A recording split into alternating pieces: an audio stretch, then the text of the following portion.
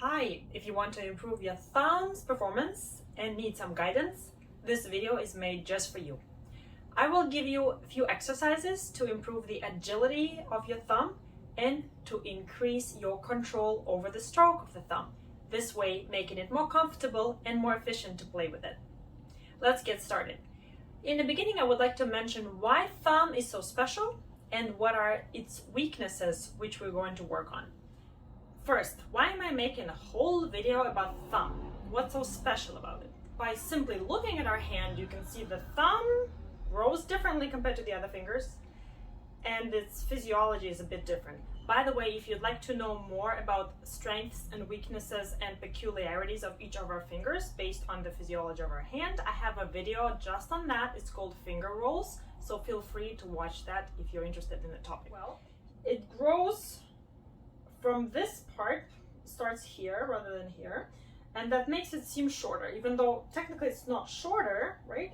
If we consider this to be the beginning of it, but it ends earlier, so it's shorter if you put it like this, right?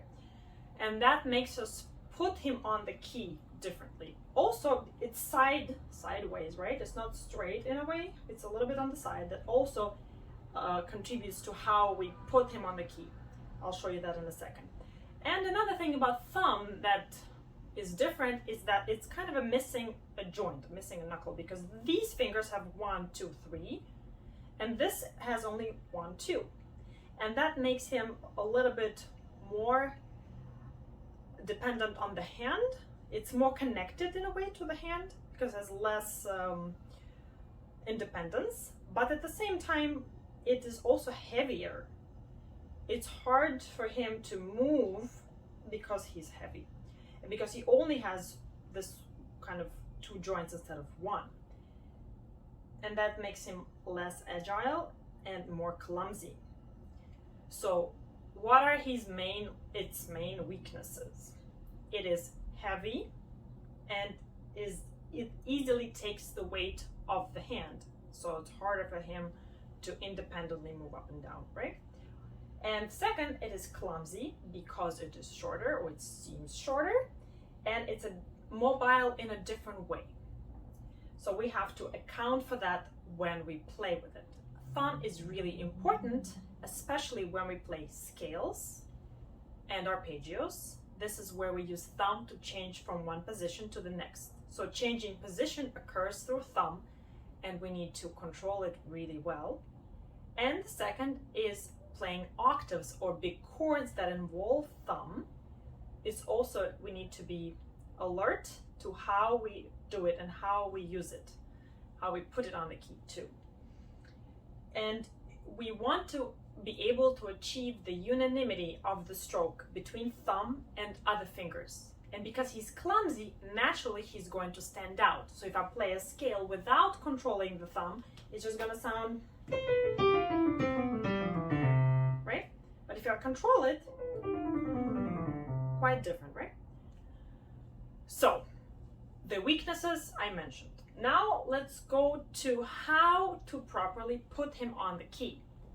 By the way, I say him because in Russian it's a male gender noun, so I say he, but actually it's it. Okay, how to properly put your thumb on the key. First important thing is, because it is shorter, it will go on the edge of the key, unlike the other fingers. The other fingers you usually put on closer to the black keys, and the thumb, no.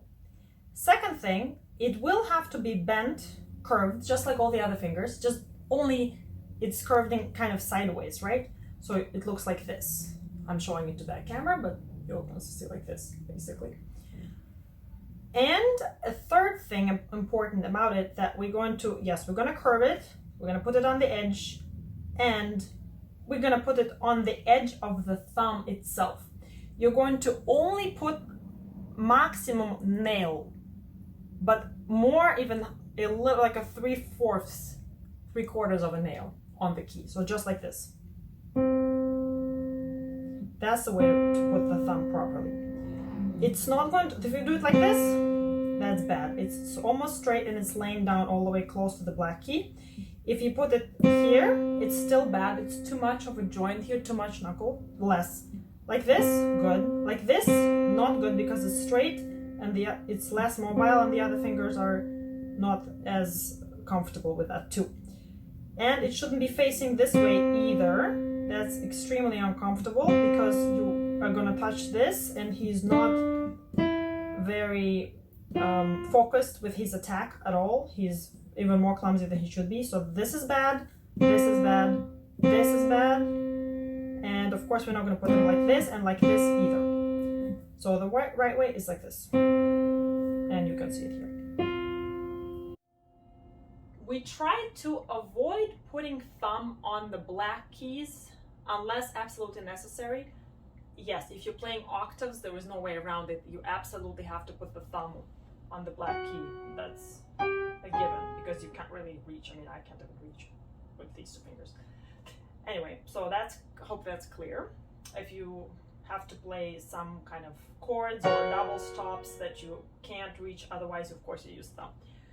But more importantly, we try to avoid thumb on the black key when changing position. For example, something like this is bad idea. We're gonna do and change on the white key. And thumb also has two types of position: a regular position like this, normal, and a high position. High position is used when we're playing scales or arpeggios, or again, changing position, meaning going over or under. The thumb is going under or going over the thumb.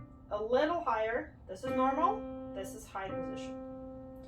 Normal, high position. So when we go high position, a little bit, even wrist goes up a little bit.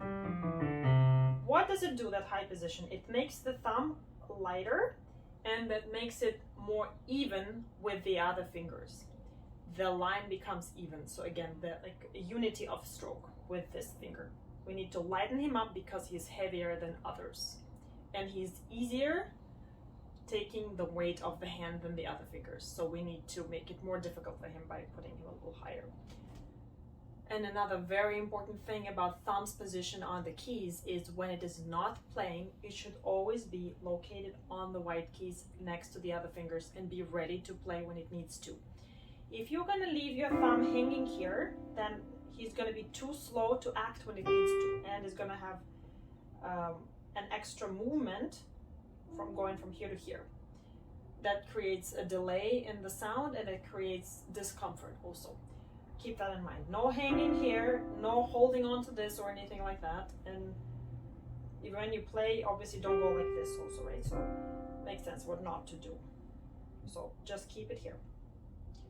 And don't make it stick out. If it's sticking out, something's wrong with it. It needs to go curve and inside towards the other fingers.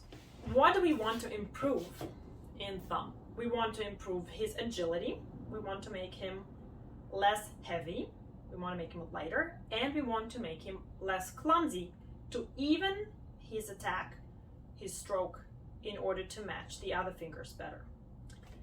What type of exercises are there? Exercises type number 1, those are for free and independent movement of the thumb, and you need to learn to actively raise it and put it independently. Actively do it without him just landing on the key passively because the hand is helping. So this is a passive thumb, like this. Active thumb would be like that motion, right? So we're gonna practice that motion. Here's a set of exercises on that. Okay, the first exercise, you have double camera here, and I'm gonna show you the exercise, how it looks like. So first, you're going to place pinky on a note, here it's C, and then you're going to play thumb with short strokes up and down. E, F, E, then together again. And look what I'm doing. I'm doing thumb actively up and down, right? That movement, up, down. If I'm going to do this with the hand helping, that's not going to be the exercise for the thumb. He's just going to be passive as he would be if you don't train him. So avoid that. Actively up and down. You can do the same exact thing, mirror image with whatever keys you like in the left and 6 apart generally, because it's like a comfortable position for it. Here we go. 5 and 1 is moving. 5 is standing. Up, down. Up, down. Active raising the finger. And also make sure it's free, meaning you don't have any tension here. You don't like this, don't do it like that, because that's also bad. Just this muscle is working. Up, down. All right, that's one. You can do it staccato as well, even lighter. So staccato involves you jumping, so the initiation comes from in the key and you go up. It's not from up down, it's from down up. It's you're kind of pinching it almost like if you were doing a pizzicato or plucking the string. That's how it should be. Exercise number 2, same type of activity for thumb, right? So you have this.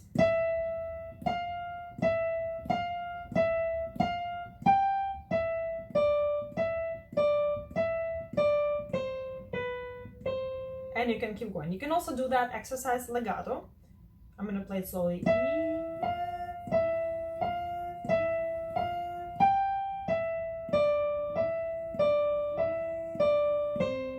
And you can keep going.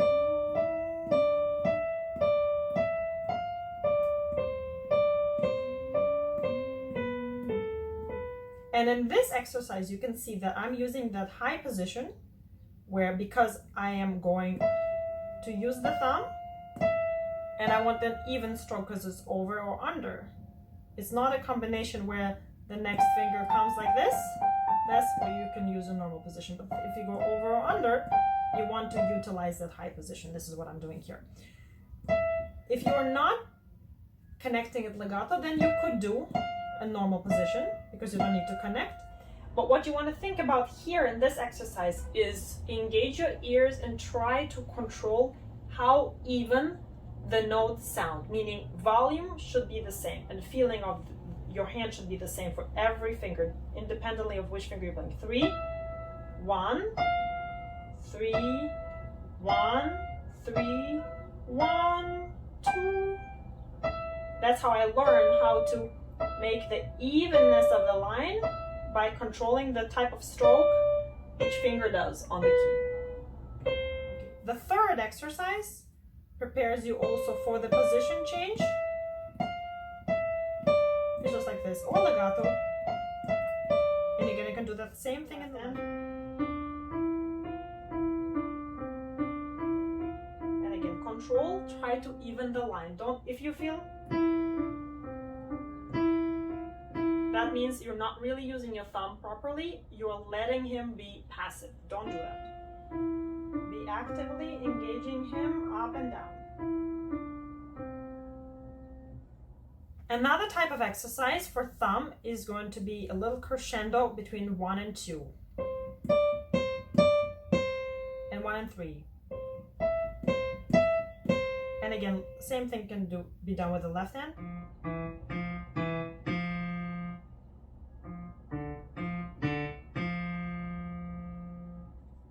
You can do it two at the same time.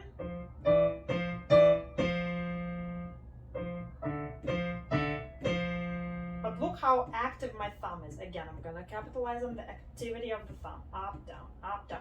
For the beginning, you can even do this. Put all 4 fingers down, hold them down, and then play thumb up and down. See how high it goes? Over my hand even. And look, it's bent. And it goes on the edge of the key and it goes on the edge of the thumb. A little bit less than the whole nail. So that's your right position to do it. And this way, when you're glued with the other fingers, you are preventing yourself from helping with hand, because when you're holding just the pinky, you still are tempted to help with hand. If your thumb is too weak, you do the whole hand. So this exercise actually stops you from doing that. So that's a good one. You can also do that staccato as well. Another exercise for thumb's independence is this one, where you hold the pinky and your thumb is going to move like this, up and down. And so on. I'm going to show you this one from this side.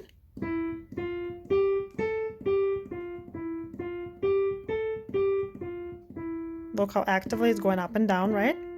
And again, here I don't need to. I can, if I want to train this, I can go high position, but I don't need to. I can just go normal because I'm not transitioning between thumb and any other finger here.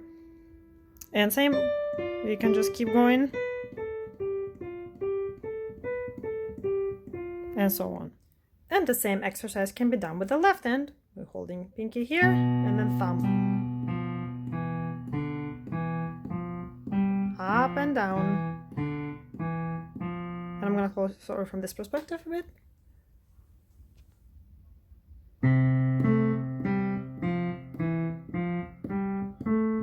Controlling your stroke, controlling your movement. Free, independent, agile, active. You can practice piano or forte, but try to make each stroke even. Second type of thumb exercises involve thumb with other fingers, and the one I like the most is the thumb in the scale.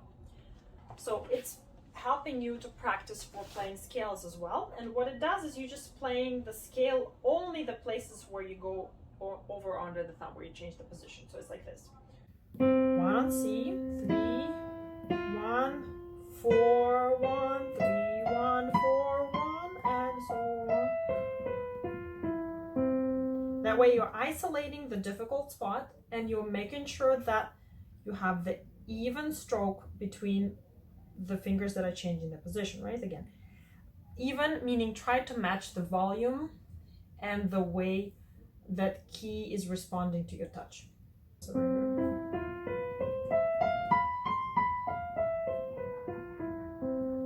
there was another danger here to go too quiet on the thumb. It's also not going to be even if you're going to make the thumb too quiet, right? Because you're afraid to make it too loud. So again, control of the stroke, very important. And when you get very good at controlling your stroke, then you can make that line crescendo and diminuendo louder gradually and softer gradually by controlling how, like this stroke, next stroke is a little louder than the previous, and so on, right?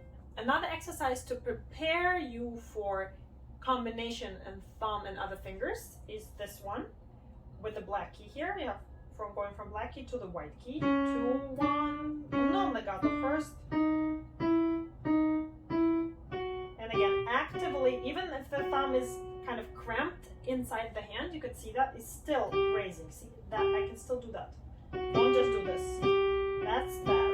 If you're gonna play like this, for example, if you're doing whatever chromatic scale, this is passive, this is hand, the thumb is not doing anything. So make sure he's doing things.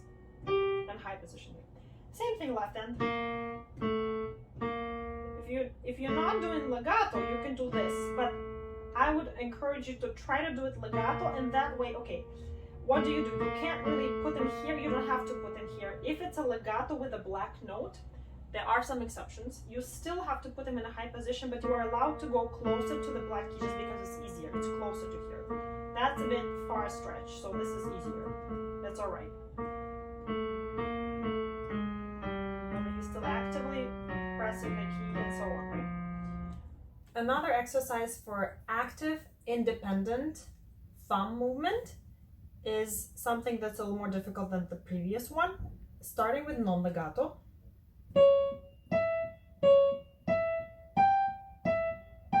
Using the thumb on the black key, yes, turning it too.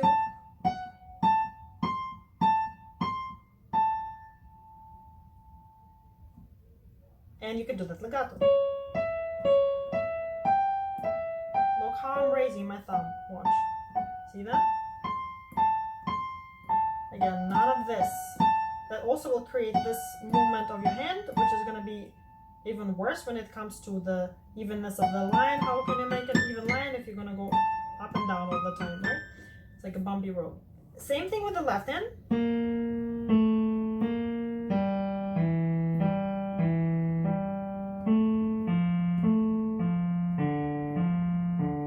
And you can keep going with it as many notes as you like. You can just sequence it. Another way, there's this one. There are no fingers, so there are two possibilities. This is actually a very common texture for something like classical music, Mozart, Haydn, Beethoven, where you have a hidden voice, and then like this. these notes that are repeated need to be much lighter than the voice that's moving. So, and this is a great way to learn that movement. You can do that staccato actually. Staccato is always good to practice independence, and they attack the strong attack from the bottom up. You initiate again that movement. I'm repeating myself, but just to reiterate how important that is. From the bottom of the key, then you jump up. Another way to use that exercise with different fingers, like this. 2 over, so thumb goes under.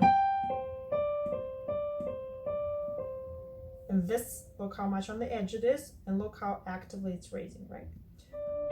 Left hand can do the same thing.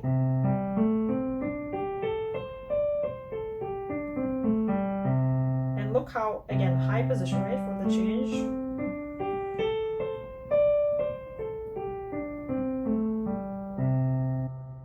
The third type of thumb exercises involves thumb transition from and to thumb with other fingers.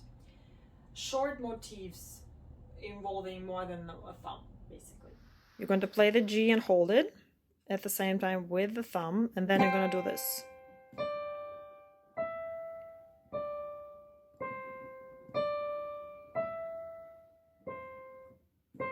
I played it very slowly. I'm going to give you a little close up here. Here we go.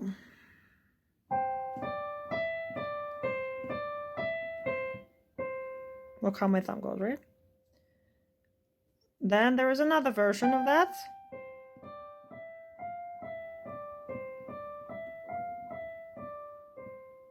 Thumb, again, is actively engaged in making his stroke. He's not like... That would be a thumb that is lazy, right? We don't want that. He's in high position, edge of the key, bent, and controlling an evenness between the fingers. Other exercises for the third group, short motifs with thumb transitions, is this one where we're going to transition between 1, 2, and 3.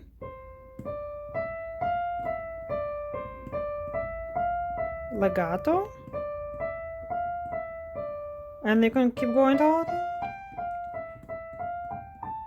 And there's a very similar exercise in Hanon. I'll show you that in a minute. And you can do the same thing with 4.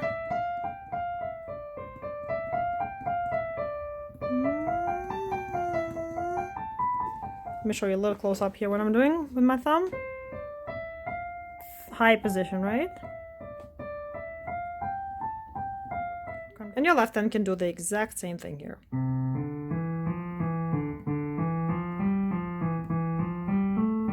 Or with 4.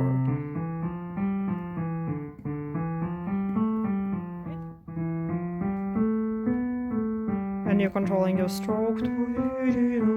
When your thumb is improving and you feel like it's lighter and more agile, you can start including the black notes with the thumb, because after all, we still need to use thumb on black notes. It's just not as often as we do it on the white keys. So you need to be prepared. So you can start with a simple one, something like this. Or, right, or this one.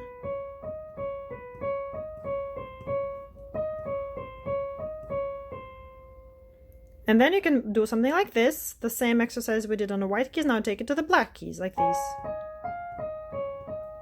And again, here, of course, it's not going to go on the edge because it's too far, right? Again, we don't want to do that. That's extra movement. We don't need that. Keep it close to the black. Here, it's fine.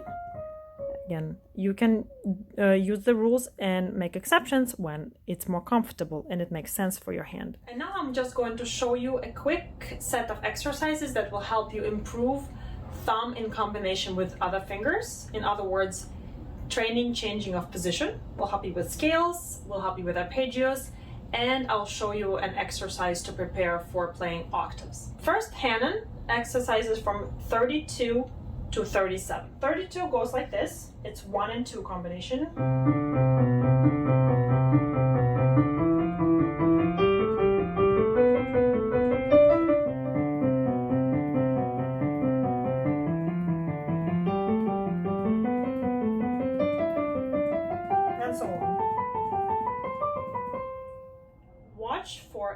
active thumb, the controlled stroke, and the evenness of the tone between finger 2 and finger 1. So you do not have, and moving, don't move your hand up and down. It's the same position, high position. When you change over under the thumb, high position, remember that. I'm skipping 33 and 34 because it's the same thing I showed you earlier, between 1 and 3 and 1, 4 and 3. Number 35, it's tricky, it's 1 and 5, so if you don't really feel too adventurous, you can skip this one, but I'm just going to show it.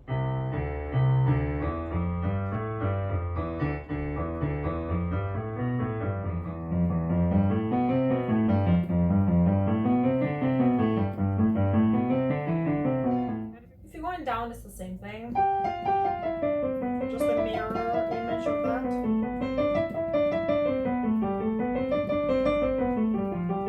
And so on. For 36, it's a little bit different. It's like this.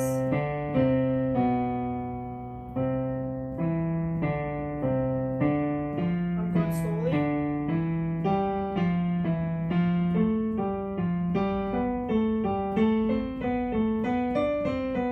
And now it'll be like this.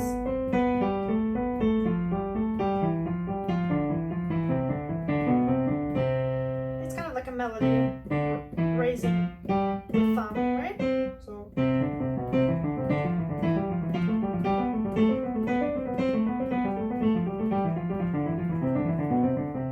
here you can actually accent the thumb a little more because that makes sense as a unit of 4 notes. Da da di da da da da da. That's a stronger beat, so it makes sense.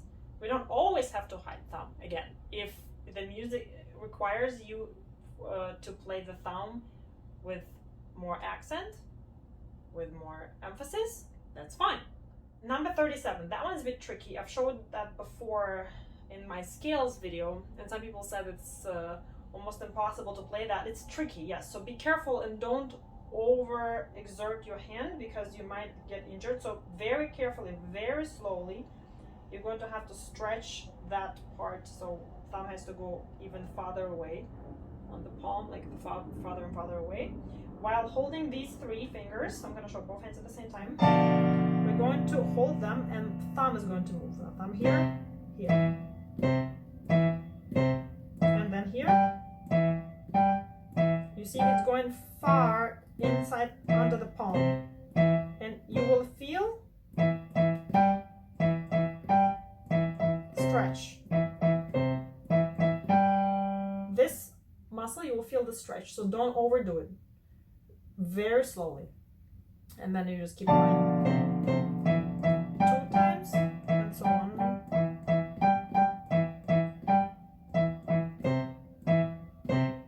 Why we're holding the other notes? To prevent the thumb from using the hand support. It has to be independent, and we have to stretch also. And the following exercises are taken from this book, is Dohnanyi's exercises. And this is number 14. I love this exercise because it's a fun way to practice your scale. So basically what you're playing is a C major scale, but using different types of fingering. First, you just start simply with 1 and 2.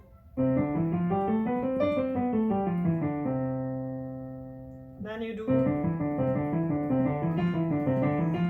and you extended your position to 3 now.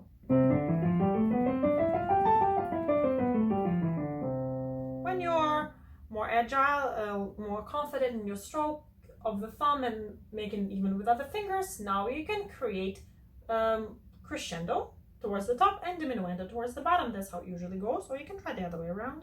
So let's do a crescendo.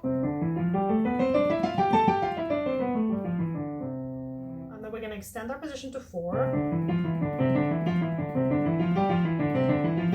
And now we have 4.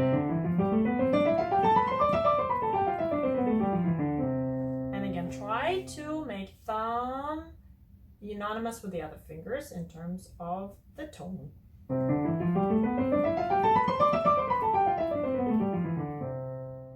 And if you're feeling really adventurous and you're ready for it, try this last one that engages all 5 fingers on a simple C major scale, but try that. It is difficult. I had to practice that one, so.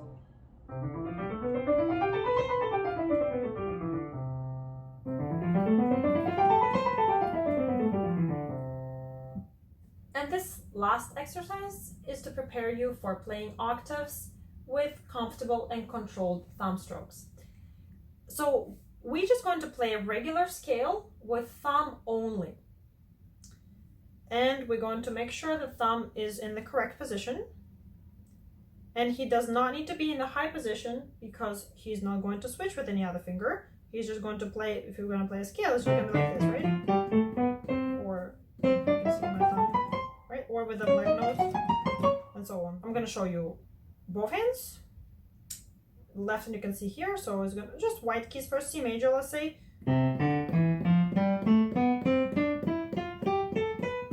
See, I'm doing the thumb, right? And a good way to practice this is actually a bouncy staccato with the thumb, not with the hand. I'm not doing the wrist staccato, the arm staccato, no, it's just the thumb. Strong, attack.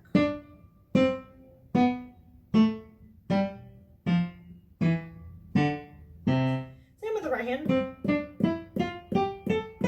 You start slowly, of course, but in every finger stroke is active. Again, remember that. If you want, you can do two hands at the same time if you're getting more comfortable.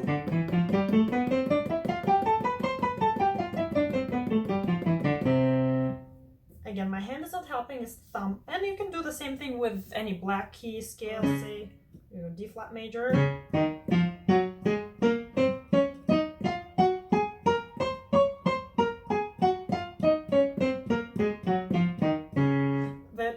Here is if you're playing two hands and preparing the octave scales with two hands, you need to make sure that your strokes occur simultaneously. So there is nothing like this, right?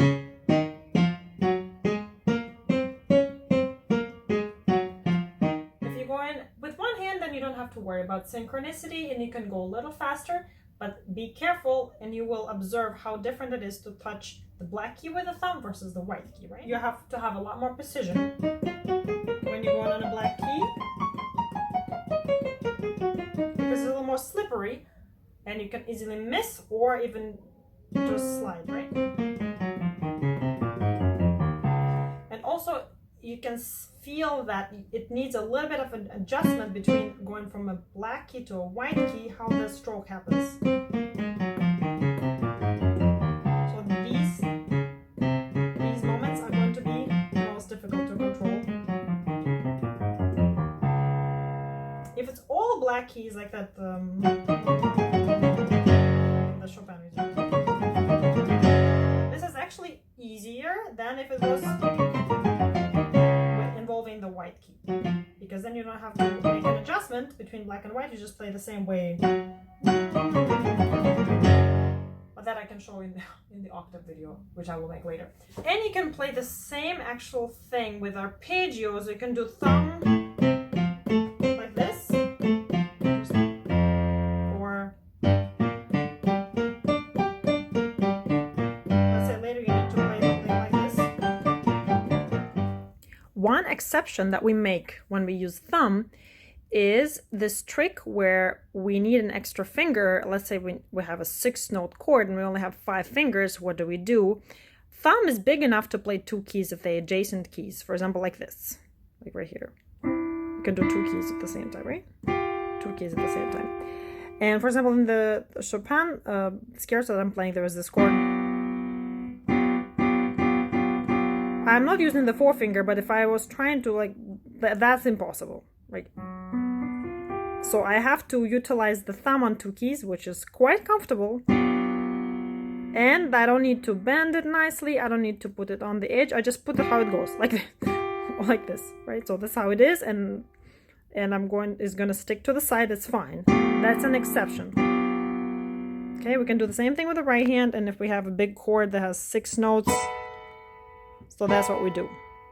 That's a trick. Okay, that's it for the thumb video. I am sure that these exercises will help you improve your thumb's agility and the control of the stroke If you are consistent in your practice routine, whether it is every day, which is the best, or every other day, or whatever your practice routine allows time-wise, if you are aware of how your thumb is placed on the key, how your sound is coming out, how you're connecting thumb with other fingers, and all those little things I mentioned here, if you are actively thinking about it, then you will improve. And these exercises should be plenty for you to work with. And as usual, please feel free to leave your comments below if you have any suggestions on what the next topic for my video could be. So far I'm thinking about octaves, but please suggest anything you like and I will consider.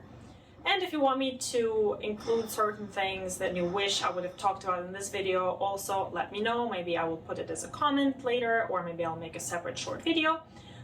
So anything you want to share with me, I'll appreciate that. And as always, thank you for watching.